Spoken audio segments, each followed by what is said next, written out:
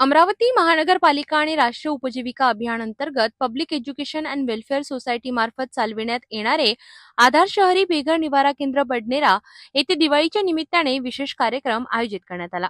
या कार्यक्रमाला अमरावती जिल्ह्याचे माजी पालकमंत्री प्रवीण पोटे हे विशेष उपस्थित होते। त्यांनी येथील रहिवासी बेघर, निराधार, वृद्ध, अपंग आणि अंध व्यक्तींना दिवाळीच्या शुभेच्छा दिल्या आणि भेटवस्तू दिल्या। गेल्या 3 वर्षांपासून या केंद्रात राहत असलेल्या 72 रहिवाशांना नवीन कपडे वाटप करण्यात आले।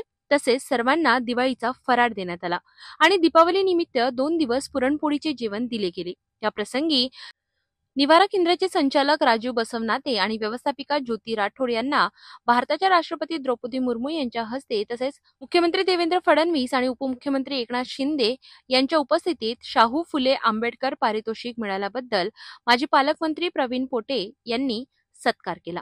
कार्यक्रमाला माजी उपमहापौर चेतन पवार, माजी महापौर चेतन गावंडे, तुषार भारतीय, शिवराय कुलकर्णी, जयंत डेहणकर, कटारिया, सुरेखा लुंगारे, गंगा अंभोरे तसेच काळजीवाहक रोहित घोंगडे आणि किशोर मरकाम हे उपस्थित होते।